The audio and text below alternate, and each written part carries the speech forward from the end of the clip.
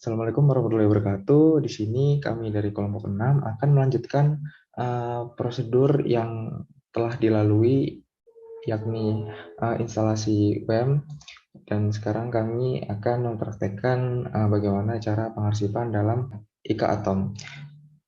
Pertama-tama kami menggunakan sistem pengarsipan yang dinamakan SEMAR, yakni Seminar and Webinar Archive, yaitu menyimpan dokumen valid yang bersifat empiris adanya pengadaan suatu acara seminar maupun webinar. Untuk melakukan proses pengarsipan, langkah pertama yang kita lakukan adalah klik add dan memilih jenis arsip yang sesuai. Berdasarkan kelompok kami menggunakan arsip berupa sertifikat webinar maupun seminar yang bersifat institusional. Berarti kami akan klik Archival Institutions. Setelah muncul halaman seperti ini, kita diwajibkan untuk mengisi area-area yang telah disediakan, yakni identity area, contact area, description area, access area, services area, dan control area. Sebelumnya, kami menggunakan sertifikat lomba poster identity 2021 oleh Nabila Syarani Ramadan untuk dijadikan arsip. Kami gunakan berformat gambar, jadi kami harus merubah format arsip tersebut menjadi teks.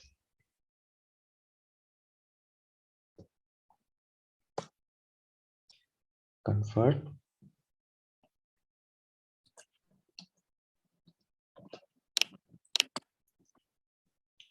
Di bagian identifier merupakan bagian dari kode unik arsip. Jadi kita bebas menentukan kode untuk arsip tersebut.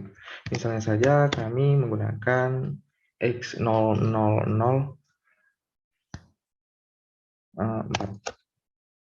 Lalu authorized form of name, kita gunakan nama dari folder tersebut, nama dari file.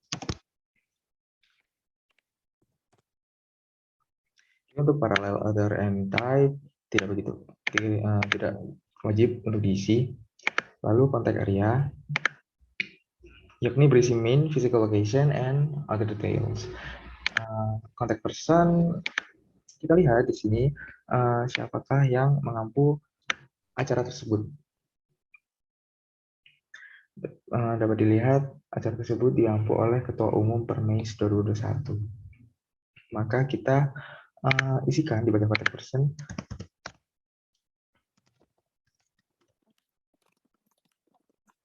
Yang sebenarnya ini diisi oleh bagian dari institusi atau universitas terkait. Namun berhubung di sini tidak ada, jadi kita isikan nama Ketua Umum Permeis, yakni Ismail. Untuk telepon, fax, and email, also URL, tidak ada di sertifikat tersebut, maka tidak perlu dicantumkan. Yang kedua yaitu physical location. Jika di sertifikat tersebut tidak dicantumkan, maka tidak wajib untuk di-input di dalam physical location di sini. Tapi di sini country kita isi dengan Indonesia. Untuk details tidak perlu, kita submit. Setelah mengisi contact area, kita lanjutkan ke description area. Di bagian history kita isi semua isi dari sertifikat tersebut, lalu kita input di bagian kolom yang telah disediakan. Setelah itu untuk geographical, mandates, administrative, records, buildings, archival, finding, etc. itu tidak wajib untuk diisi. Maka kita lanjutkan ke access area and services area. Ini juga tidak wajib untuk diisi. Jadi kita langsung lompat ke terakhir, yaitu control area yang berisikan description identifier, institution identifier, dan lain-lain. Description identifier merupakan nama file yang telah diinput. Maka kita input nama dari file tadi, sertifikat lomba poster dalam description identifier. Lalu institution identifier juga jika tidak ada pernyataan bahwa tulisan terkait universitas yang mengampu, maka tidak perlu di-input untuk menghindari hal-hal yang tidak diinginkan. Lalu kita isi bagian status dengan final, level of detail, full. Language, kita isi Indonesian. Dan untuk pengisian control area sudah selesai, maka kita dapat klik create. Setelah kita klik create, akan muncul halaman sebagai berikut yang berisikan sebuah review dari arsip yang telah kita input, yakni sertifikat lomba poster identity 2021 oleh Nabila, yang meliputi identity area, kontak, description, control yang telah diinput. Kita juga dapat menambahkan arsip lainnya dengan klik add new, atau kita perlu mengedit arsip sebelumnya dengan klik edit, atau bahkan kita perlu menghapus arsip yang tidak diinginkan sebelumnya dengan klik delete yang berwarna merah. Nah, selanjutnya adalah cara menginput arsip kedua, yang dimana di sini adalah contoh sertifikat WUACD on Webinars 2020 oleh Nabila Syahrani Ramadan.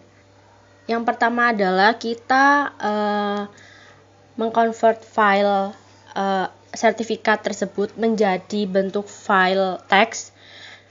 Yang pertama-tama di copy dulu untuk di-convert. Setelah proses convert tersebut selesai, di sini ada identity area, contact area, description area, access area, services area, dan control area.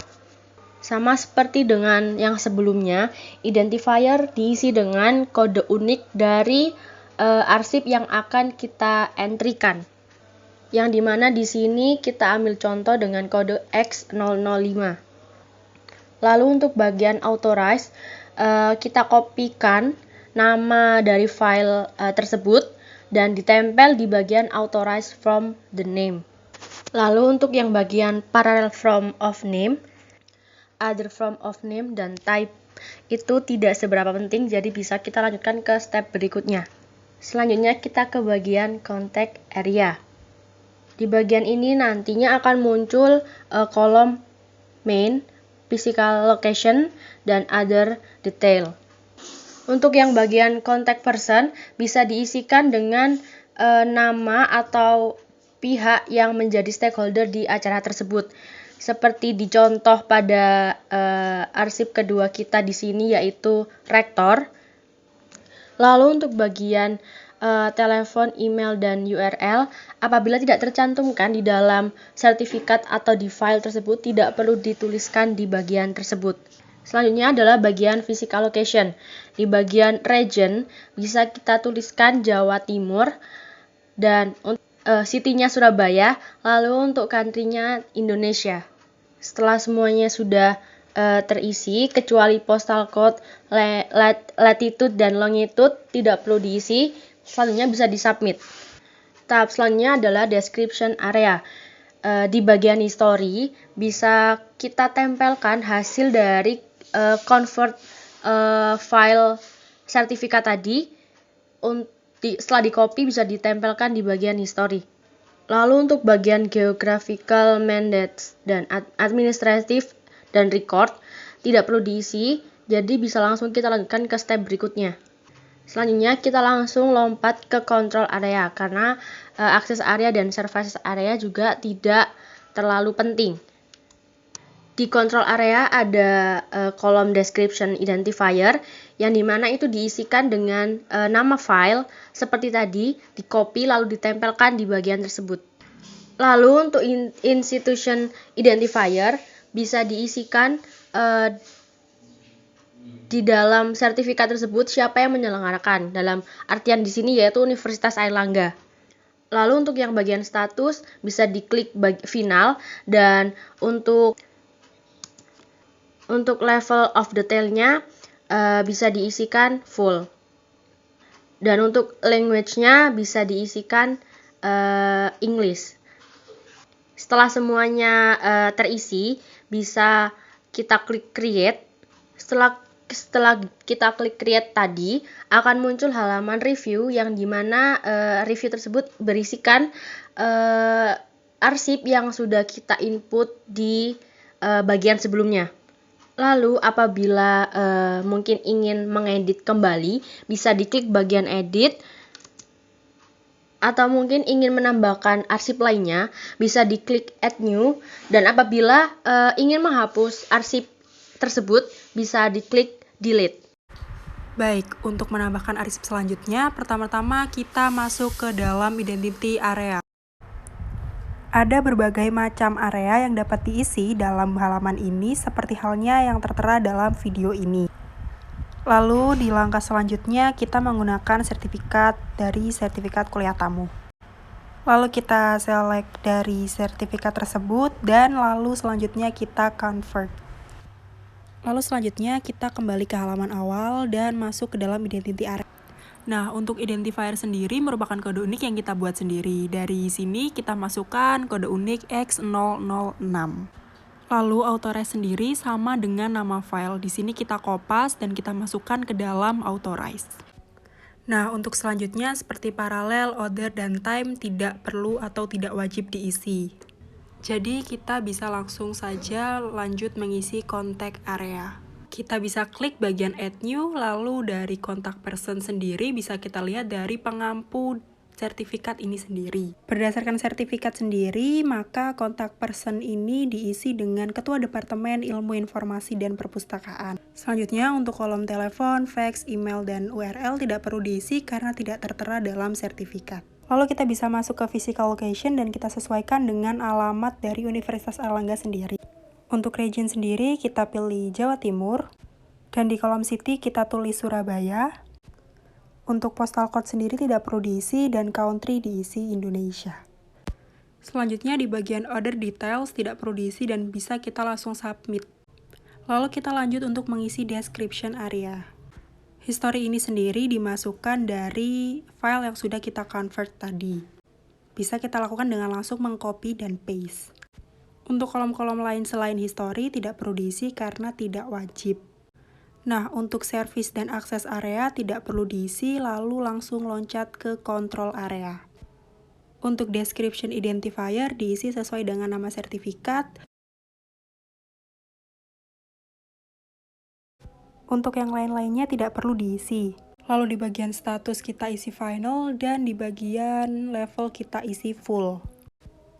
Lalu kita bisa langsung saja mengisi language dan diisi dengan Indonesia. Nah, setelah selesai mengisi, kita bisa langsung pencet create.